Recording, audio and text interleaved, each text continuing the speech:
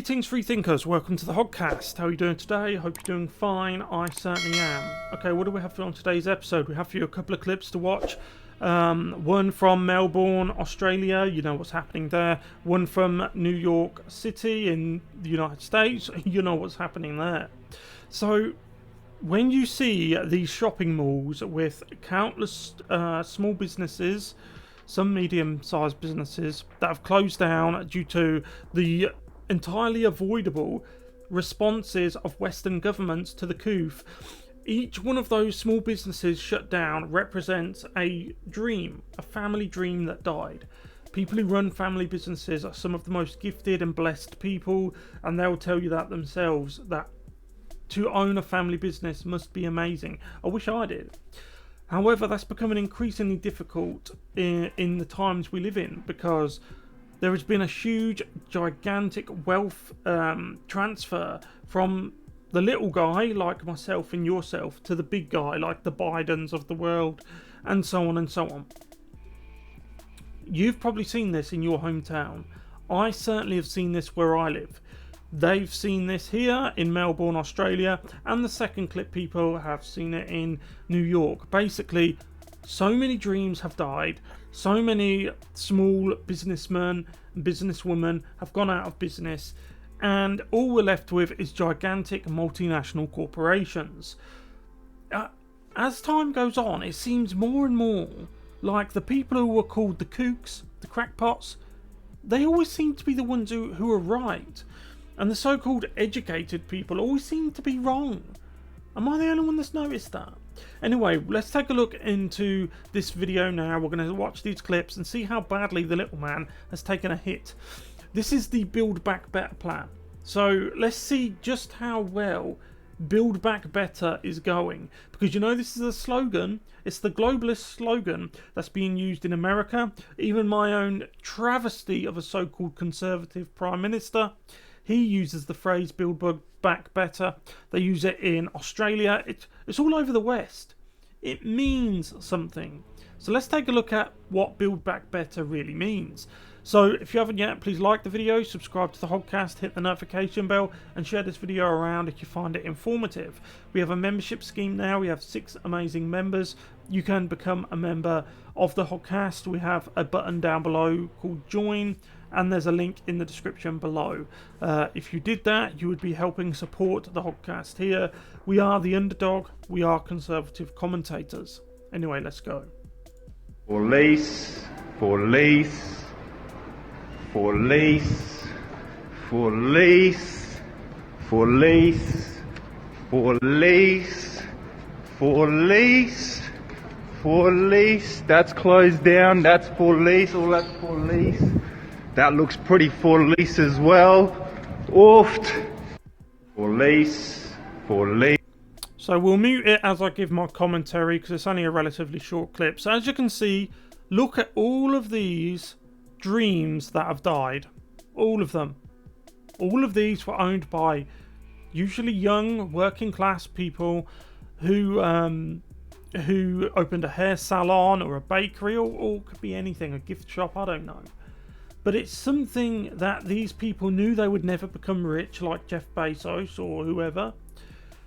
But they did it because they wanted their own little piece of success, their own little piece of capitalism, their own little piece of Australia or New York in the United States, and so on and so on. I've seen it here in my own hometown. There was this girl, she had a really good idea. She opened a day centre for young mums. There was like coffee there, so you could go. The young mums, while their husbands were off at work, would go and sit down together and have a coffee, and the kids would play, and that. It was a great business idea. Her business went the way of this. I remember walking past one day, they were there in the window, I was on my way to work, and then I came back and it had one of these, For Lease signs, another dream that died. But you know who isn't? Companies like Amazon, the Walmarts of the world. These really big companies that are making a killing, especially selling the stuff that goes into the pokes. You know which companies I'm talking about. I probably can't mention them on here, but they're the ones that manufacture the poke. They don't give that away for free. See, they make out that it's all about health and they want to help people. They don't give that away for free.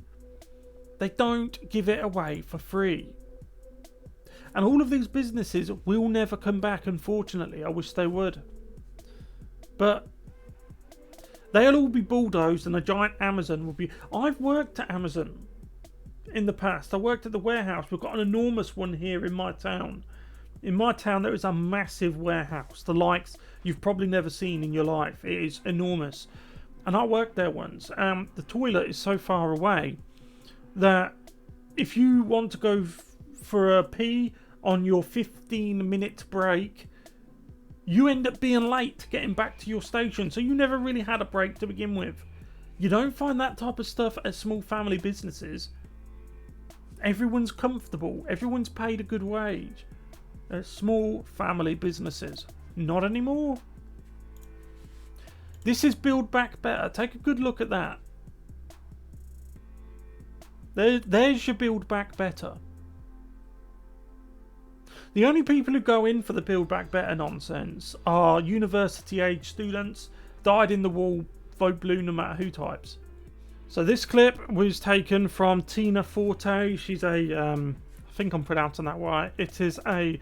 She's a Republican from New York State. She's a congressional candidate for New York State.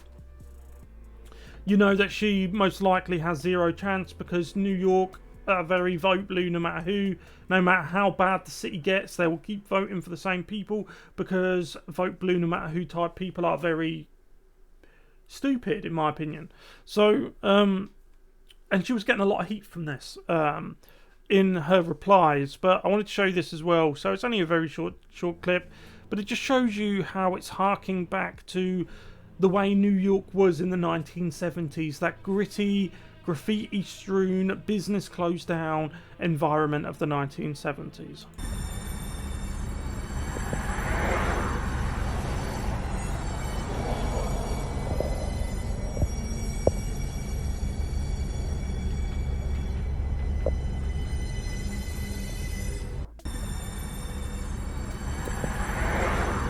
So as you can see, graffiti all over the place. One of those businesses appears to still be open. The other one there is closed down.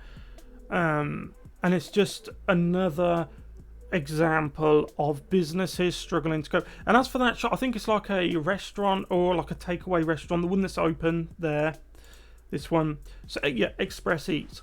So I'm guessing that these guys are probably on their last legs as well, because you got to think about the amount of rent, ground rent they have to pay, and their utility bills and so on, the taxes.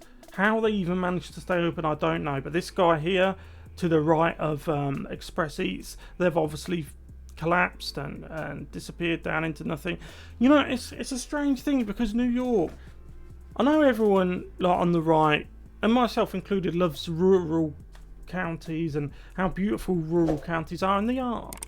But to live in a city that works is a beautiful thing. And for a long time, New York worked. And then it stopped.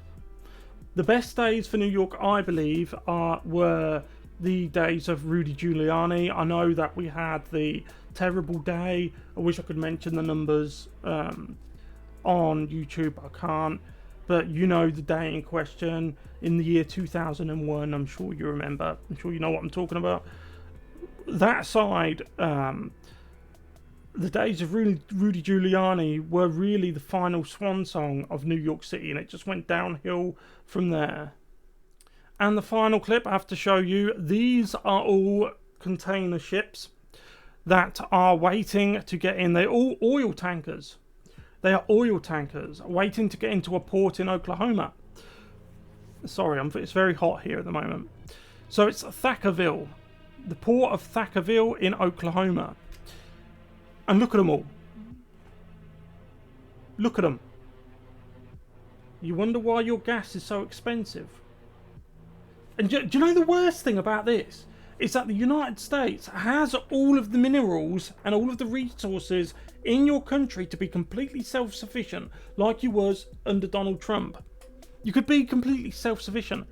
Your Build Back Better president doesn't want to. Just get that into your head.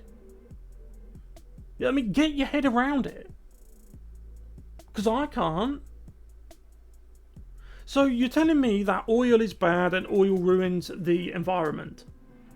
So you're not going to produce your own oil because it's bad for the environment. But then you ship it in. You ship oil in at a vastly inflated cost. The ships themselves have to be powered, which pumps out CO2, and you're using the oil anyway. Only now it's more expensive.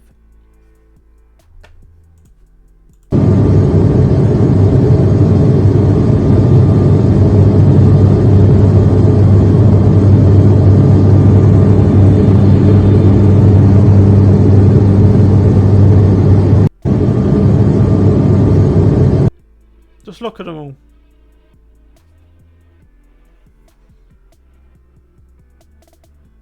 I mean, why are they doing it? I think the days of calling these people kooks and that and saying, oh, they're, you know what, theorists. They're not. You can't claim the people that did this when there didn't need to be a problem are the good guys. That's my opinion on it. Anyway, look, I'm going to leave it there.